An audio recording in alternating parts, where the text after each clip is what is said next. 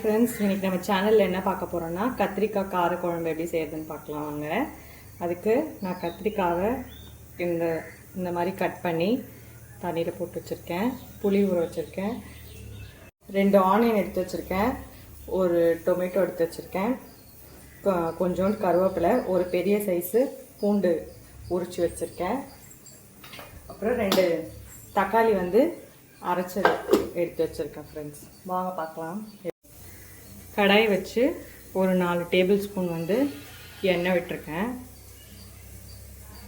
இப்போது கொஞ்சோண்டு கடுகு, சீரகம், கொஞ்சோண்டு வெந்தயம் போட்டுக்கலாம்.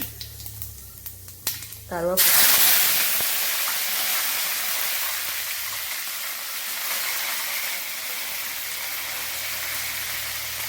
கருவேப்பிலை ஆட் பண்ணதும் பூண்டு சேர்த்துக்கோங்க. சேர்த்து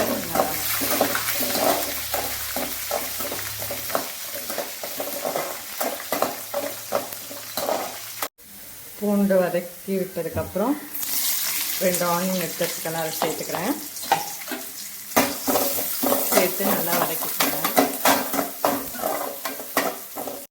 ஆனியன் வதங்கினதும் தக்காளி சேர்த்துக்கணும். சேர்த்து வெங்காயத்தையும் தக்காளியும் நல்லா வதக்கிக்கோங்க. தக்காளி நல்லா வதங்கினதுக்கப்புறம் கத்திரிக்காய் சேர்த்துக்கிறேன்.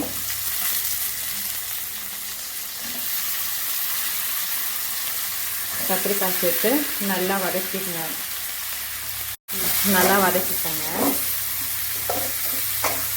நல்லா வதங்கினதும் நம்ம அரைச்சி வச்சுருந்த 2 தக்காளி சேர்த்துக்கலாம். ஒரு 1/2 ஸ்பூன் மஞ்சள் தூள், தேவையான அளவு உப்பு,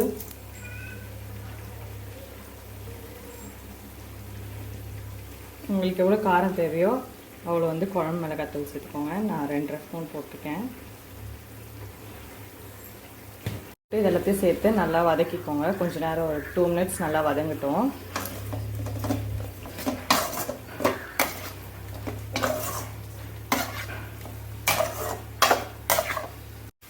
ஒரு 2 மினிட்ஸ் நல்லா வதங்கிடுச்சு. இப்போ நம்ம கரைச்சி வச்சுருக்க புளியை ஆட் பண்ணிக்கலாம்.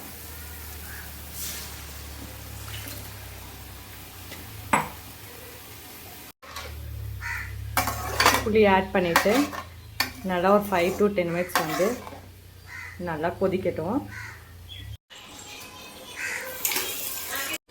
15 மினிட்ஸ் ஆயிடுச்சு. ஃப்ரெண்ட்ஸ், பாருங்கள், மேலே எண்ணெய் பிரிஞ்சு வந்திருக்கு. இப்போ நம்ம ஸ்டவ்வை ஆஃப் பண்ணிக்கலாம். நம்மளோட கத்திரிக்காய் கார குழம்பு ரெடி ஆயிடுச்சு. ஃப்ரெண்ட்ஸ், இந்த மாதிரி சுட சுட சாதத்தோட குழம்பை ஊற்றி டேஸ்ட் பண்ணி பார்த்துட்டு எப்படி இருக்குன்னு கமெண்ட்டில் சொல்லுங்கள். எங்களோட சேனலையும் சப்ஸ்கிரைப் பண்ணிவிடுங்க. அப்படியே பெல் ஐக்கானை கிளிக் பண்ணிவிடுங்க. அப்போ தான் நாங்கள் போடுற வீடியோஸ் எல்லாம் உங்களுக்கு நோட்டிஃபிகேஷனாக வரும். Bye friends.